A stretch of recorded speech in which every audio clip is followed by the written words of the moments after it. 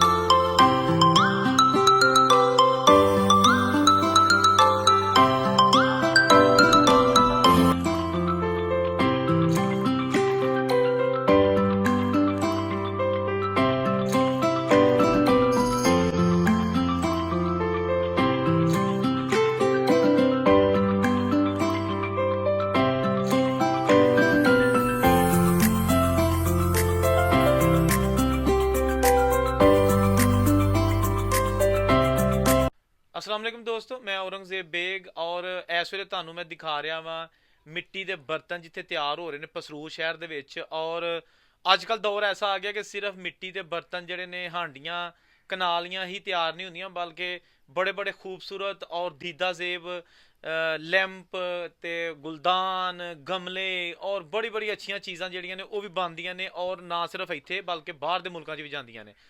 अस्सलाम वालेकुम जी, की नाम है ਤੁਹਾਡਾ? जी मेरा नाम इजाज भट्ट जी। ਵਾਲਦ ਸਾਹਿਬ ਦਾ ਨਾਮ? मोहम्मद इब्राहिम। ਤੁਸੀਂ ਜੰਮਪਲ ਇੱਥੇ ਪਾਕਿਸਤਾਨ ਦੇ ਹੀ ਹੋ ਜਿਹੜੇ ਤੁਹਾਡੇ ਵਾਲਦ ਸਾਹਿਬ ਸਨ, ਜਾਂ ਤੁਸੀਂ ਮਾਈਗ੍ਰੇਟ ਹੋ ਕੇ ਆਏ ਹੋ? नहीं, साढ़े वाला साहब पिछों जम्मू तो आए ने। ਅੱਛਾ, ਤੁਸੀਂ ਜੰਮੂ ਤੋਂ ਇੱਥੇ ਆਏ ਸੋ ਤੇ 47 ਦੇ ਚ ਆਏ ਸੋ? जी। ਠੀਕ ਹੈ। ਤੇ ਉੱਥੇ ਕੋਈ ਯਾਦ ਹੈ ਕਿਹੜਾ ਕੋਈ ਤੁਹਾਡਾ ਉੱਥੇ ਜ਼ਿਲ੍ਹਾ ਤਹਿਸੀਲ ਪਿੰਡ ਸੀ? कुआड़ा सी मेरा हाल, कुआड़ा सी मेरा ख्याल है। ਵਾਲਦ ਸਾਹਿਬ ਕੋਈ ਦੱਸ ਦੇਣ ਉੱਥੋਂ ਦੀਆਂ ਗੱਲਾਂ। नहीं उदों थोड़ा जिहा उदों शौर नहीं सी ऐसा, तो उदों कोई एडी ज़्यादा नहीं, लेकिन ये सानू पता है कि साढ़े वाला साहब उत्थों आए ने, कश्मीर चों आए ने। ਅੱਛਾ, ਤੇ ਉਹ ਜਦੋਂ ਇੱਥੇ ਆਏ ਸਨ ਤੇ ਉਹਨਾਂ ਨੇ ਇੱਥੇ ਆ ਕੇ ਕੀ ਕੰਮ ਸ਼ੁਰੂ ਕੀਤਾ ਸਟਾਰਟ ਪਸਰੂਰ 'ਚ? ਉਹ ਉਹਨਾਂ ਦਾ ਇਹੀ ਕੰਮ ਸੀ। ਉਹ ਮਾਦਰੀ ਸਾਡੇ ਦਾਦਾ ਸਾਹਿਬ, ਦਾਦਾ ਜਾਨ ਵੀ ਇਹੀ ਕੰਮ ਕਰਦੇ ਰਹੇ ਆ ਮਿੱਟੀ ਦਾ। ਕਿੱਥੇ? ਇੱਥੇ ਮਤਲਬ ਉੱਥੇ ਜੰਮੂ 'ਚ। ਅੱਛਾ, ਤੁਸੀਂ ਜੰਮੂ ਦੇ ਵਿੱਚ ਵੀ ਇਹ ਕੰਮ ਕਰਦੇ ਸੀ? ਜੀ, ਮੇਰੇ ਦਾਦਾ ਸਾਹਿਬ, ਦਾਦਾ ਠੀਕ ਜਾਨ ਹੋ ਜੀ। ਗਿਆ। ਤੇ ਫਿਰ ਇੱਥੇ ਆਏ? ਉਸ ਤੋਂ ਬਾਅਦ ਉਹ ਪਾਰਟੀਸ਼ਨ ਹੋ ਗਈ ਏ ਤੇ ਅਸੀਂ ਇੱਥੇ ਆ ਗਏ ਹਾਂ, ਪਾਕਿਸਤਾਨ ਆ ਗਏ ਹਾਂ। ਤੇ ਪਾਕਿਸਤਾਨ ਆ ਕੇ ਸਾਡੇ ਵਾਲਾ ਸਾਹਿਬ ਨੇ, ਫਿਰ ਉਹ ਦਾਦਾ ਸਾਹਿਬ ਵੀ ਸਨ, ਦਾਦਾ ਜਾਨ ਵੀ ਨਾਲ ਹੀ, ਤੇ ਵਾਲਾ ਸਾਹਿਬ ਵੀ ਸਨ, ਤੇ ਉਹ ਫਿਰ ਇਹੀ ਕੰਮ ਕਰਦੇ ਰਹੇ ਨੇ, ਮਿੱਟੀ ਦੇ ਕੰਮ ਕੀਤਾ ਉਹਨਾਂ ਨੇ। ਮੇਰੇ ਵਾਲਾ ਸਾਹਿਬ ਨੇ ਵੀ ਸਿੱਖਿਆ, ਸਾਰੇ ਮੇਰੇ ਚਾਚੇ ਤਾਇਆਂ ਨੇ ਸਿੱਖਿਆ ਦਾ ਸੀ, ਤੇ ਫਿਰ ਉਹ ਇਹੀ ਕੰਮ ਕਰਦੇ ਰਹੇ ਨੇ, ਤੇ ਮੈਂ ਵੀ ਇਹੀ ਸਿੱਖਿਆ। ਜਦੋਂ ਤੁਹਾਡੇ ਵਾਲਦ ਸਾਹਿਬ ਇੱਥੇ ਆਏ ਨੇ ਜੰਮੂ ਤੋਂ, ਕੀ ਦੱਸਦੇ ਨੇ ਕਿ ਖੈਰ ਖਰੀਏ ਨਾ ਆਏ, ਕੋਈ ਰੌਲਾ ਸ਼ੌਲਾ, ਕੋਈ ਉਹਨਾਂ ਕੋਈ ਕਤਲੋਗਾਰ, ਕੋਈ ਰਿਸ਼ਤੇਦਾਰ ਨੇ, ਕੋਈ ਇਸ ਤਰ੍ਹਾਂ ਤੇ ਨਹੀਂ ਹੋਈ? ਨਹੀਂ, ਸਾਡੇ ਪਹਿਲਾਂ ਹੀ ਆ ਗਏ ਨੇ, ਜ਼ਰਾ ਥੋੜਾ ਜਿਹਾ ਰੌਲਾ ਪਿਆ। ਰੌਲਾ ਪਾਉਣ ਤੋਂ ਪਹਿਲਾਂ ਹੀ ਆ ਗਏ ਨੇ ਸਾਡੇ। ਠੀਕ ਹੈ। ਉਂਝ ਬਾਅਦ 'ਚ ਸੁਣਿਆ ਕਿ ਬਹੁਤ ਕਤਲੋਗਾਰਤ ਹੋਈ। ਠੀਕ ਹੈ। ਅੱਛਾ, ਹੁਣ ਇਹ ਦੱਸੋ ਕਿ ਤੁਸੀਂ ਜਿਹੜਾ ਨਾ, ਇਹ ਕਿੰਨੀ ਦੇਰ ਹੋ ਗਈ ਤੁਹਾਨੂੰ ਇਹ ਕੰਮ ਕਰਦੇ ਆ? ਮੈਨੂੰ ਇਹ ਪ੍ਰੋਪਰ ਕੰਮ ਕਰਦੇ ਆ ਕੋਈ ਤਕਰੀਬਨ 35 ਤੋਂ 40 ਸਾਲ ਹੋ ਗਏ ਨੇ ਕੰਮ ਕਰਦੇ। ਮਿੱਟੀ ਦਾ ਕੰਮ ਕਰਦੇ ਆ ਜਿਹੜੇ 35-40 ਸਾਲ ਹੋ ਗਏ। 35-40 ਸਾਲ ਪਹਿਲਾਂ ਤੇ ਅੱਜ ਦੇ ਵਿੱਚ ਕਿੰਨਾ ਫਰਕ ਆਇਆ, ਮਸ਼ੀਨੀ ਲਿਹਾਜ਼ ਨਾਲ ਜਾਂ ਮਿੱਟੀ ਦੇ ਲਿਹਾਜ਼ ਨਾਲ ਜਾਂ ਬਰਤਨਾਂ ਦੀ ਕਿਸਮਾਂ ਦੀ ਲਿਹਾਜ਼ ਨਾਲ? ਹੁਣ ਨਫਾਸਤ ਜ਼ਿਆਦਾ ਹੋ ਗਈ। ਠੀਕ। ਨਫਾਸਤ ਉਦੋਂ ਐਡੀ ਫਿਨਸ਼ਨ ਵੀ ਨਹੀਂ ਸੀ, ਨਫਾਸਤ ਵੀ ਨਹੀਂ ਸੀ, ਔਰ ਲਾਗਤ ਵੀ ਨਹੀਂ ਸੀ, ਸ਼ੌਰ ਵੀ ਨਹੀਂ ਸੀ ਇੰਨਾ। ਤੇ ਹੁਣ ਤੇ ਲੋਕ ਸਭ ਪੜ੍ਹ ਲਿਖ ਗਏ ਨੇ ਪਾਕਿਸਤਾਨ ਦੇ, ਉਹ ਸਮਝਦੇ ਨੇ, ਪੜ੍ਹ ਲਿਖ ਕੇ ਉਹਨਾਂ ਨੇ ਸਮਝਿਆ ਕਿ ਮਿੱਟੀ ਦੀ ਚੀਜ਼ ਜਿਹੜੀ ਨੇ ਇਸਤੇਮਾਲ ਕਰਨੀ, ਇਹ ਇਨਸਾਨ ਵਾਸਤੇ ਬਿਹਤਰ ਹੈ। ਤੇ ਹੁਣ ਜ਼ਿਆਦਾਤਰ ਇਹ ਚੱਲਦੀ ਹੈ ਮਿੱਟੀ ਦੀ। ਪਸਰੂਰ ਦੇ ਵਿੱਚ ਕਿੰਨਾ ਕੁ ਕੰਮ ਹੋ ਰਿਹਾ? पसरूर च बहुत काम होता है, पसरूर में बहुत काम होता है। सबसे ज़्यादा बरादरी ये चीज़ें बनाने वाली है। ਤੇ ਇਹ ਕਿਦੋਂ ਦਾ ਪਸਰੂਰ 'ਚ ਕੰਮ ਹੋ ਰਿਹਾ? ਸਾਡੇ ਵੱਡੇ ਕੀ ਦੱਸਦੇ ਨੇ? ये उस टाइम दे शुरू हो रहा सी, ते इकट्ठा ही सी ना उदों। ये पाकिस्तान हिंदुस्तान है इकट्ठा ही सी। ਹਾਂਜੀ। ते औरों दा ही इत्थे सानू ते यही पता कि हो रहा औरों दा ही, औरों ही हो रहा। ਅੱਛਾ, ਤੁਸੀਂ ਇੱਥੇ ਬਰਤਨ ਜਿਹੜੇ ਬਣਾਉਂਦੇ ਹੋ, ਫਿਰ ਇਸ ਤੋਂ ਬਾਅਦ ਇਹ ਮਿੱਟੀ ਕਿੱਥੋਂ ਲੈਂਦੇ ਹੋ? ਇਹ ਮਿੱਟੀਆਂ ਦੇ ਦੋ ਸਾਈਡਾਂ ਨੇ ਜੀ, ਇੱਕ ਹਾਂਡੀ ਵਾਲੀ ਮਿੱਟੀ ਹੁੰਦੀ ਹੈ, ਉਹ ਲੈਦਾ ਹੁੰਦੀ ਹੈ, ਤੇ ਇਹ ਬਕਾਇਆ ਤਮਾਮ ਚੀਜ਼ਾਂ ਵਾਲੀ ਮਿੱਟੀ, ਜਿਹੜੀ ਮਟੀਰੀਅਲ ਜੋ ਹੈ ਇਹ ਲੈਦਾ ਹੈ, ਇਹ ਇੱਧਰੋਂ ਚੰਦੀਆਂ ਲਵਾਉਂਦਾ ਹੈ, ਇਹ ਨਰਵਾ ਰੋਡ ਤੋਂ। ਤੇ ਜਿਹੜੀ ਅਸਲ ਹਾਂਡੀਆਂ ਵਾਲੀ ਮਿੱਟੀ ਹੈ ਉਹ ਸਾਡੀ ਹੈ ਮਿੱਲ 'ਚ। ਇਹ ਮਿੱਲ ਜਿਹੜੀ ਸ਼ੂਗਰ ਮਿੱਲ ਬਣੀ ਦੀ ਹੈ ਨਾ, ਇਹਨੇ ਸਾਡਾ ਕੰਮ ਤਬਾਹ ਕੀਤਾ। ਅਸਲ ਹਾਂਡੀਆਂ ਦਾ ਕੰਮ ਜਿਹੜਾ ਨੇ ਇਸ ਮਿੱਲ ਨੇ ਤਬਾਹ ਕੀਤਾ। ਇਸ ਮਿੱਲ ਦੇ ਅੰਡਰ ਦੇ ਵਿੱਚ ਸਾਰੀ ਮਿੱਟੀ ਹੈਗੀ, ਉਹ ਜਿਹੜੀ ਉਹ ਖਤਮ ਹੋ ਗਈ, ਉੱਥੋਂ ਹੁਣ ਨਹੀਂ ਪੁੱਟੀ ਜਾਂਦੀ। ਅੱਛਾ, ਜਦੋਂ ਬਰਤਨ ਬਣ ਜਾਂਦਾ ਉਸ ਤੋਂ ਬਾਅਦ ਇਹਦਾ ਕੀ ਅੱਗੋਂ ਕੀ ਕਰਦੇ ਹੋ? ਇਹਨਾਂ ਨੂੰ ਸ਼ਰਮਕ ਕੀਤਾ ਜਾਂਦਾ, ਪਕਾਇਆ ਜਾਂਦਾ ਇਹਨਾਂ ਨੂੰ ਭੱਠੀ ਦੇ ਵਿੱਚ।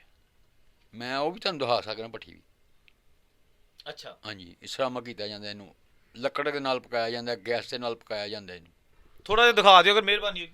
ਮੈਂ ਤੁਹਾਨੂੰ ਦਿਖਾ ਦਿੰਦਾ ਉਹ ਸਾਹਮਣੇ ਚਲੋ, ਭੱਠੀ ਜਿਹੜੀ ਵੀ ਹੈ। ਨਹੀਂ ਮੈਂ ਥੋੜੀ ਜਿਹੀ।